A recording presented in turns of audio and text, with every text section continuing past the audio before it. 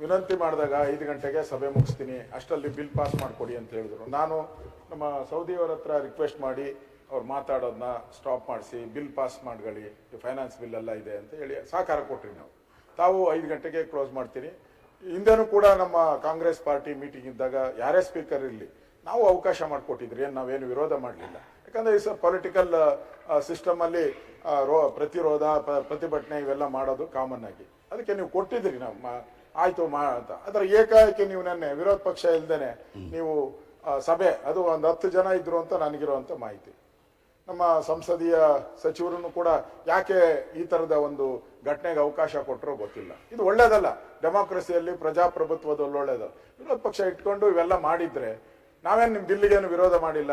ಎಲ್ಲೆಲ್ಲಿ ತಪ್ಪಾಗಿದೆ ಅದಕ್ಕೆ ತಿದ್ದುಪಡಿ ಮಾಡಿ ಹೇಳಿದ್ದೀರ ಅಷ್ಟೇ. ನಿಮಗೂ ಮೆಜಾರಿಟಿ ಇದೆ, 136 ಜನ ಇದ್ದೀರಾ, ಬಿಲ್ ಪಾಸ್ ಆಗ್ತದೆ, ನಮಗೂ ಗೊತ್ತಿದೆ. ಆದರೆ ನೀವು ಮಾತು ಕೊಟ್ಟಂಗೆ ನಮ್ಮ ಹತ್ರ ನಡ್ಕೊಂಡಿಲ್ಲ. ಮಾತಿಗೆ ತಪ್ಪಿದ್ದೀರಾ ಅಂತ ನಂದು, ಮಾತಿಗೆ ತಪ್ಪಿದ್ದೀರಾ. ದಯವಿಟ್ಟು ಹಿಂಗಾದ್ರೆ ನಾಳೆ ಏನೋ ಸಂಧಾನ ಸಭೆಗಳು ನಡೀತಾ ಇರ್ತವೆ ಬೇಕಾದಷ್ಟು, ಆ ಸಂದರ್ಭದಲ್ಲಿ ನೀವು ಮಾತು ಕೊಡ್ತೀರಾ. ನಿಮ್ಮ ಮಾತು ಬಂದು ನಾವು ಕೂತ್ಕೊಂಡ್ರೆ ನಮ್ಮ ಕತೆ ಏನು?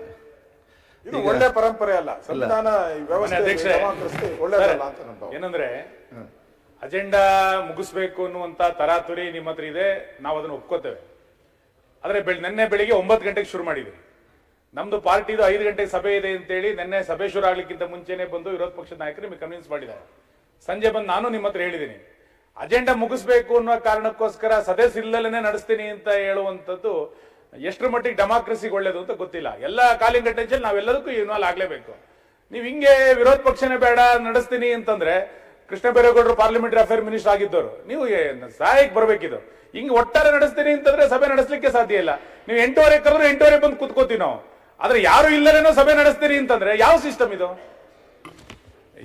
ಈ ಹಿಂದೆನೂ ಮೊದಲನೇ ಬಾರಿ ಅಧಿವೇಶನ ಆದಾಗ್ಲೂ ಕೂಡ 2 ದಿನಕ್ಕೆ ಧರಣಿ ಮಾಡಿದಾಗ ಎಲ್ಲ ಬಿಲ್ಲನ್ನು ಪಾಸ್ ಮಾಡ್ಕೊಟ್ಟಿದ್ರಿ ನೀವು ಬೆಂಗಳೂರಿನಲ್ಲಿ.